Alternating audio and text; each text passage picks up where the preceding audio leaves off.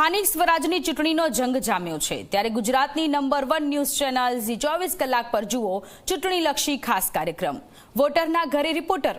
ત્યારે વોટરના ઘરે રિપોર્ટર અંતર્ગત ઝી 24 કલાકની ટીમ પહોંચી છે અમદાવાદના કાલુપુરના ખાડિયા વોર્ડના ધનાસુથારની પોળમાં। ત્યારે જોઈએ ચૂંટણીને પગલે મતદારોનો શું મિજાજ છે।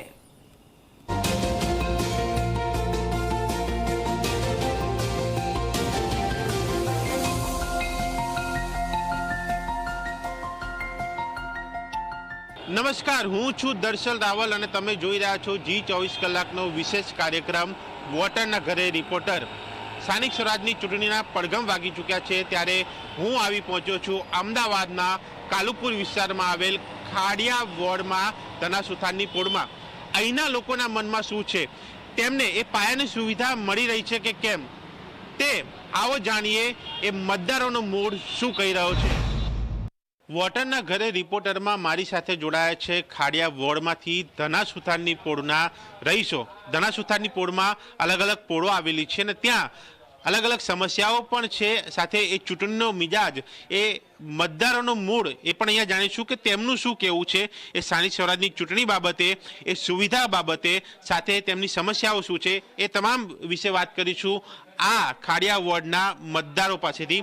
આપનું શું કહેવું છે આ વિસ્તાર, નેતાઓને લઈને, સુવિધાઓને લઈને? છેલ્લા 5 વર્ષમાં અમે ઘણા હેરાન થઈ રહ્યા છીએ। અત્યાર સુધી ઓછા હેરાન થતા હતા, હવે અત્યારે અમારે ટ્રાફિકની સમસ્યા એટલી બધી છે, 108 ને ફાયરની ગાડી પણ અંદર આવી શકતી નથી। જ્યારે કોઈ 108ની ગાડી અંદર ના આવે તો કોઈ પેશન્ટને અંદર લાવો કેવી રીતે, એવો સવાલ થાય છે। અને હવે આમ બી વસ્તી ઓછી થાય છે, ત્યારે અમારે પેશન્ટને અંદર લાવવો હોય તો 4 વ્યક્તિ શોધવા હોય ત્યારે પણ મુશ્કેલ થાય છે। અને પ્રોપર્ટીને, મિલકતોને કોમર્શિયલ એટલી બધી થઈ ગઈ છે કે એના લીધે અમારે ફાયરની ગાડી અંદર ઇમરજન્સીમાં લાવી હોય ત્યારે પણ પ્રોબ્લેમ થાય છે। અચ્છા, સિનિયર સિટીઝન તરીકે પણ આપનું એક શું કહેવું છે, શું સુવિધાઓ, બાગ બગીચા, હોસ્પિટલ, બીજી શું બાબત? સિનિયર સિટીઝન માટે અહીંયા કોઈ સેવા નથી, બરાબર, હોસ્પિટલ નથી પહેલી। અહીં પોળમાં 500થી 600 સિનિયર સિટીઝન છે જે એડી બી નથી શકતા, દવાખાને લઈ જવા માટે એમને એમ્બ્યુલન્સને બોલાવી પડે। અહીંયા તો નજીક હોસ્પિટલ નથી। પાયાની સુવિધા બાબતે આપનું શું કહેવું છે, કારણ કે પોળ વિસ્તાર છે એમાં એ પ્રકારની સુવિધા પણ હશે? આપણા માધ્યમથી હું કહેવા માંગીશ કે કોર્પોરેશનવાળા ટેક્સ લે છે દરેકનો। ટેક્સ જો તમે 1 વર્ષ મોડો ભરો તો 18% પેનલ્ટી લાગે છે, એની ઉપર આ લોકો કોઈ ફાયદો આપે છે? મારી આપના માધ્યમથી કહેવાની છે કે લોકો પાણી પણ સ્વચ્છ નથી આપી શકતા, ગટરના પ્રોબ્લેમ, રોડના પ્રોબ્લેમ, આજુબાજુ તમે જો રિલીફ રોડ ઉપર ટ્રાફિકનો પ્રોબ્લેમ। હમણાં 2 વર્ષ પહેલાં જ મારો એક ભાઈબંધ એક્સપાયર થઈ ગયો પોળની અંદર। બીજું તો કોર્પોરેશને છે ને ફૂટપાથો વેચી મારી છે। તમે છેક તમે એક જુઓ, મહેંદી રંગ લાગ્યોની માંડીને છેક જખરિયા મસ્જિદ સુધી ફૂટપાથનું નામનું નિશાન જ નહીં દેખાય।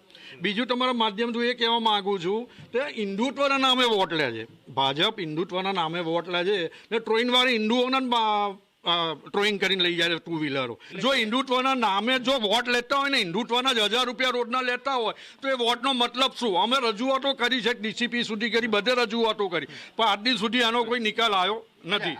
બેન, આપનું શું કહેવું છે નેતાઓના વાયદા, એ બાબતે આપ કઈ રીતે જુઓ છો? નેતાઓ ખાલી વાયદા કરવા, વોટ લેવા આવે છે, બાકી કશું જ કામ કરતા નથી। દિવસમાં તમે 4 વાર ધક્કા ખાવ તો કે આજે આવી જઈશું, 20 દિવસમાં આવી જઈશું, અઠવાડિયામાં આવી જઈશું।